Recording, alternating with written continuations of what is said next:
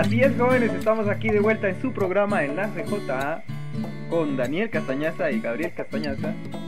Y en esta ocasión queremos hablar de... ¿De qué vamos a hablar, Daniel?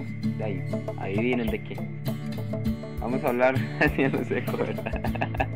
Vamos a hacer intentar hacer un poco más de, yo le diría contexto, como nutrir un poco más el tema que nosotros nos gusta hablar, que es sobre discipulado. ¿Qué es hacer discípulos? O cómo podemos comprender el discipulado, Gabriel. Sí. Bueno, el discipulado es algo que abarca mucho de nuestra vida como cristianos. El discipulado no solamente se queda englobado en la parte de cumplir la misión que Cristo nos dejó, sino también se aplica directamente en nuestras vidas. O sea, no solo haces discípulos cuando vas a traer personas a Cristo, sino para iniciar tú tienes que ser un discípulo. Exactamente. De hecho, ese es un paso primordial que muchas veces se nos olvida. El hecho de ser líder o de traer personas a Cristo no significa para cumplir un blanco, no significa para que mis amigos estén en iglesia, porque quiero compartir con ellos. Sí es eso, pero no solo es eso, ¿ya? Significa yo ser un discípulo, yo comportarme como un discípulo, buscar a Dios como un maestro, porque somos discípulos únicamente del maestro, que es Jesús, ¿ya? Entonces, para poder ser discípulo, o sea, hacer otros discípulos y toda la misión que Dios nos dejó, primero tenemos que ser nosotros discípulos. De hecho, los seguidores de Jesús, los discípulos de Jesús, primero fueron discípulos de Él, antes de que Él los mandara a ser discípulos. Entonces tenemos dos verbos que no hay que confundir y hay que aprender a diferenciar. Ser y hacer. Ser y hacer. Ser discípulo está íntimamente ligado a tener una relación con Cristo, una relación muy personal.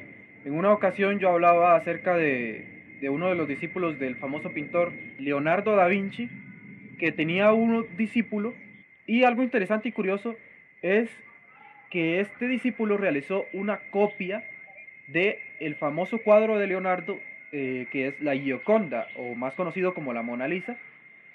Y es un cuadro que cuando tú lo ves es muy difícil distinguir entre cuál es cuál.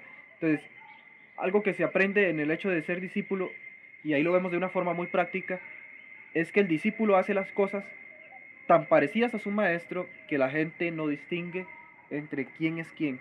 Y ahí es la parte de reflejar a Cristo. Si nosotros de verdad hemos crecido como discípulos en nuestra vida espiritual, en la parte espiritual con Jesús, las personas se van a quedar viéndonos a nosotros como un reflejo de Jesús, como lo dice la Biblia, ¿ya? O sea, la verdad no se puede ocultar, y eso es muy interesante porque las personas van a ver en nosotros ese amor, ¿ya? Esa paz, esa seguridad que Jesús reflejaba y que Jesús nos refleja a nosotros para que nosotros lo reflejemos a otras personas. Hay muchos ejemplos de esta relación personal y este acto de reflejar en la Biblia, cuando Juan y Pedro se encuentran frente a la puerta La Hermosa en el libro de los Hechos y sanan a un paralítico que le dicen, no tengo oro ni plata, pero lo que tengo te doy. En el momento que Pedro y Juan sanan a este paralítico, son llevados al Sanedrín. Bueno, uno de los fariseos dice esto que a mí me parece muy impresionante. El versículo 13 de Hechos 4. Entonces, viendo la valentía de Pedro y de Juan, y sabiendo que eran hombres sin letras y del vulgo, se maravillaron y reconocieron que habían estado con Jesús. Entonces, es impresionante que, digamos, ese es como el objetivo final de ser discípulo de Cristo, es que la gente reconozca en vos a alguien diferente, alguien que hace las cosas totalmente distinto. Y quería leer otra cita. Dice así: discípulo es el que está dispuesto a soportar el ridículo y la persecución por causa de Jesús. Es el que vive en total fidelidad al señorío de Cristo en su vida, abandonando todo por causa del Maestro. Es el que entiende y guarda las enseñanzas básicas de Jesús, al igual que expresa su amor de tipo ágape. Por último, un discípulo es el que forma a otros discípulos. Y eso, literalmente, si leemos la vida de Pablo y las cartas de Pablo, se muestran ahí. O sea, él estuvo dispuesto a sufrir lo que fuera, lo que fuese necesario, y a luchar, digamos, cuando él iba a las iglesias. Muchas veces él tal vez se muestra cansado, como esta gente no entiende, pero si uno sigue leyendo, él sigue luchando por esas personas, no las deja así. O sea, aunque parezca como que no, ya no quiero nada con ellos, no, él busca otras oportunidades, otras formas para seguir luchando por ellos y enseñarles de Cristo.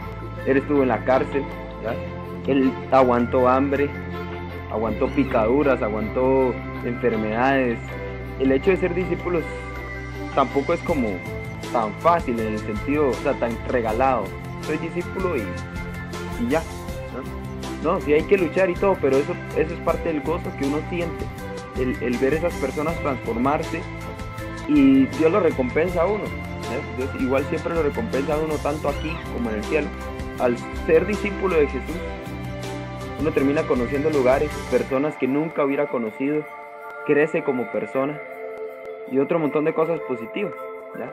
Pero requiere un cierto esfuerzo de parte de uno.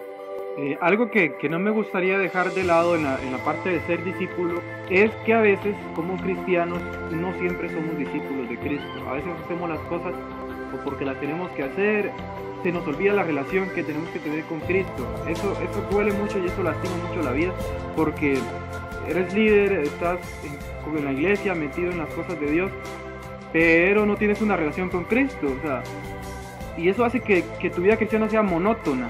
Eso imposible iba a pasar con los discípulos, porque además de que Jesús era su líder, era su amigo, el que los entendía, el que estaba con ellos, etc. Entonces, importantísimo ser discípulo, Daniel.